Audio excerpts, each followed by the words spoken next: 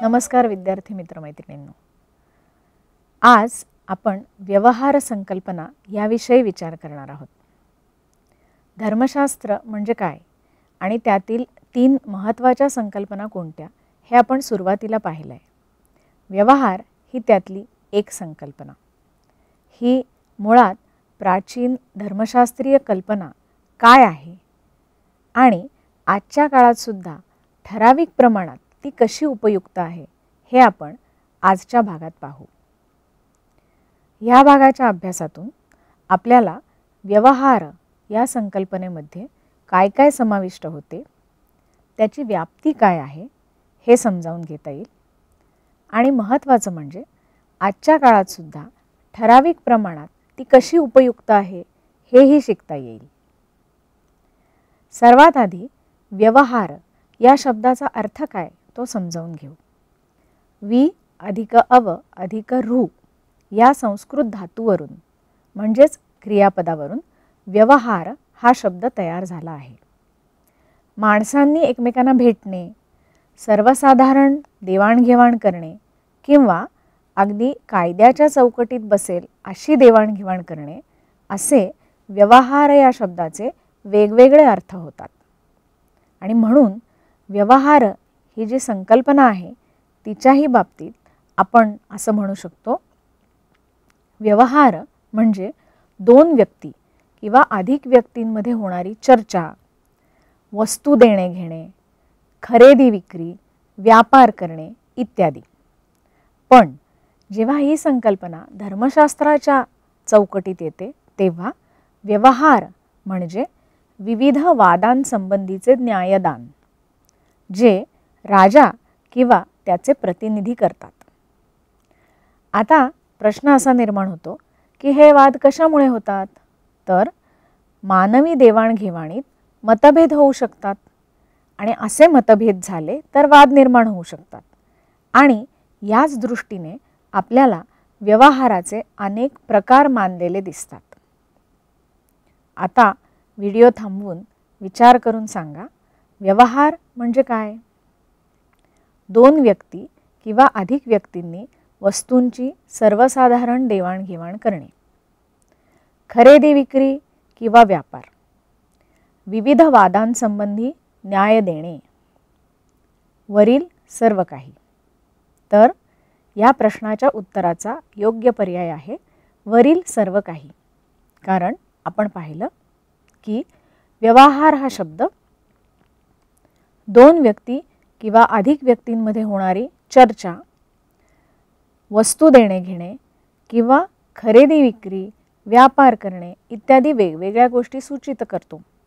आता ही देवाणघेवाण सर्वसाधारण असू शकते किंवा कायद्याच्या चौकटीत बसेल अशी सुद्धा असू शकते आणि म्हणून या प्रश्नाचं उत्तर वरील सर्व काही असं आहे. आपण पाहिलं की माणसाच्या चर्चेमध्ये किंवा देवाणघेवाणीमध्ये वेगवेगळ्या प्रकारांमुळे मतभेद निर्माण होऊ शकतात आणि म्हणून याचे अनेक प्रकार असू शकतात. तर आता व्यवहाराचे प्रकार आणि व्याप्ती याचा विचार करू. तुम्हाला माहितीच आहे की आजसुद्धा मराठीमध्ये 2 किंवा त्याहून जास्त माणसांच्या देवाणघेवाणीला व्यवहार हा शब्द वापरला जातोच. तर या देवाणघेवाणीच्या निरनिराळ्या शक्यता असू शकतात. आपण आज त्यातल्या काही ठळक शक्यता किंवा प्रकार समजावून घेऊ. उदाहरणार्थ, कर्ज घेणे. यासाठी आपल्याला धर्मशास्त्राच्या ग्रंथांमध्ये ऋणादान असा शब्द दिसतो किंवा एखादी गोष्ट दुसऱ्याकडे ठेव म्हणून ठेवणे यासाठी निक्षेप असा शब्द दिसतो. एखाद्या माणसाकडे एखाद्या वस्तूची मालकी नसेल तरीही तो जर ती दुसऱ्याला विकून टाकत असेल तर हाही व्यवहारात वाद निर्माण होण्याचा प्रकार आहे. संभूय समुत्थान असा एक प्रकार आपल्याला दिसतो ज्याचा अर्थ एकत्रित व्यापार करणे किंवा एखाद्या मालकाने त्याच्या कर्मचाऱ्याला पगारच दिला नाही, हाही एक व्यवहाराचा प्रकार आहे. किंवा एखाद्या व्यापाऱ्याने गिऱ्हाईकाला एखादी वस्तू विकली, पण त्या गिऱ्हाईकाला ती वस्तू पसंत पडली नाही, तर त्यातूनही वाद निर्माण होऊ शकतो. किंवा असाही विचार करा, 2 गावं आहेत आणि त्याच्यात सीमांचा वाद आहे. कुठेतरी चोरी झाली आहे, काही ठिकाणी वडिलोपार्जित संपत्तीविषयी वाद आहेत. असे अनेक प्रकार व्यवहारामध्ये आपल्याला धर्मशास्त्रात सांगितलेले दिसतात. तुम्ही जुन्या काळातल्या गोष्टी कदाचित ऐकल्या असतील की असे जर वाद झाले तर राजा न्याय तुम्ही जुन्या काळातल्या गोष्टी कदाचित ऐकल्या असतील की असे जर वाद झाले तर राजा न्याय देतो. सुरुवात होते की एक असं सिंहासन आहे जे राजा विक्रमादित्याचं आहे आणि त्यावर बसले असताना अगदी कोणीही बसले तरीही योग्य आणि अयोग्य काय याचा दोषरहित असा न्याय देत असे. यावरून आपल्या लक्षात येतं की अगदी प्राचीन काळी राजा आणि न्याय देणं ह्या 2 गोष्टी एकमेकांशी अविभाज्यपणे जोडलेल्या होत्या. यावरून आपल्याला असं वाटू शकतं की फक्त राजाच न्याय देत होता का? तर आता आपण पाहूया की न्याय देण्याचा अधिकार प्राचीन काळात कोणाकोणाला होता.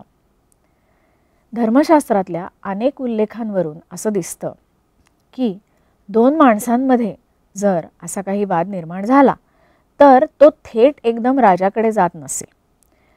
राजा हा सर्वात वरचा न्यायाधीश होता. मग त्याआधी काय बरं व्यवस्था होती? व्यापार किंवा खरेदी विक्री यामध्ये जर वाद निर्माण झाले तर राजाच्या आधी ते पुढील व्यवस्थेकडे जात असत. सर्वात आधी सर्वात श्रेष्ठ या व्यवस्थेमध्ये राजाने नेमलेले अधिकारी मानले जात. दुसरं म्हणजे पूग. पूग म्हणजे वेगवेगळे व्यापार करणारे पण एकत्र राहणारे लोक, त्यांची व्यवस्था. तिसरा श्रेणी. श्रेणी म्हणजे एकाच प्रकारचा व्यापार करणारे लोक जे एकत्र असत. आणि चौथा म्हणजे कुल, म्हणजे एकाच ज्ञातीतले लोक. यात हे लक्षात ठेवावं लागतं की सगळ्यात आधी येणारा न्यायदाता हा त्याच्या पुढच्या न्यायदातापेक्षा श्रेष्ठ असतो. पण यापैकी कुठेही त्या प्रश्नाचं समाधान मिळालं नाही, उत्तर मिळालं नाही, वाद सुटला नाही, तर मात्र राजाकडे जावे अशी त्या काळची पद्धत होती. तुम्हाला माहिती आहे बघा, आपल्या देशात आजसुद्धा जर आपल्याला न्याय हवा असेल तर आधी सत्र न्यायालय, मग उच्च न्यायालय आणि मग सर्वात वरचं सर्वोच्च न्यायालय असा क्रम आहे.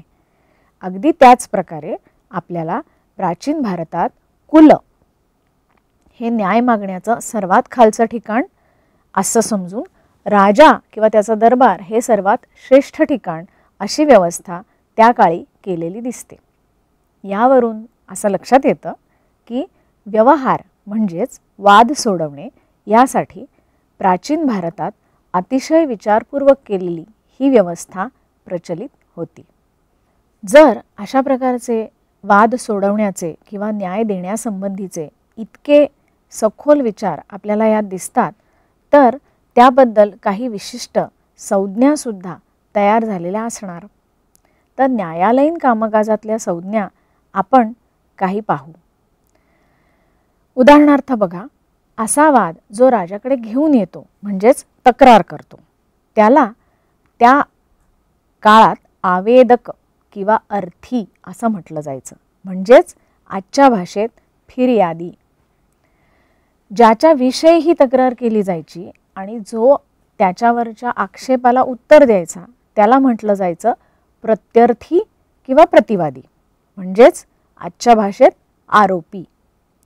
असा अर्थी किंवा वादी जो असे त्याची तक्रार लिहून घेतली जाई. मग त्याच्यात वेळ, ठिकाण, तक्रार करणाऱ्याचं नाव आणि प्रतिवाद्याचं नाव, तो स्त्री आहे की पुरुष, पत्ता इत्यादी लिहून घ्यायला लागे. हे सर्व तपशील आपल्याला धर्मशास्त्रातल्या ग्रंथात दिसतात आणि हा जेव्हा तपशील लिहिला जाई तेव्हा त्याला लेख्य असा शब्द दिसतो. म्हणजेच आजच्या भाषेत फिर्याद नोंदवणे. आणखीन एक संदर्भ, आणखीन एक संज्ञा या बाबतीतली की समजा तक्रार देणारा किंवा ज्याच्या विरुद्ध तक्रार आहे असा म्हणजेच वादी किंवा प्रतिवादी खोटं बोलत असले तर गुन्हा सिद्ध करण्यासाठी साक्षीदार असावे लागतात. यासाठी साक्षी असा शब्द आपल्याला दिसतो आणि साक्षी हा वादी किंवा प्रतिवादी दोन्हींचाही असू शकतो. व्यक्तींमधील व्यवहार याविषयी प्राचीन भारतीय समाजात काय संकल्पना होत्या आणि त्यांचा अवलंब कसा केला जात होता? प्राचीन भारत समाज म्हणून किती प्रगत होता? ह्या प्रश्नांची उत्तरे आपल्याला या चर्चेतून मिळतात आणि या सर्व विषयाचा आजच्या जीवनातही मार्गदर्शक म्हणून कसा उपयोग होऊ शकतो हेही आपण या भागातून समजून घेऊ शकतो. धन्यवाद.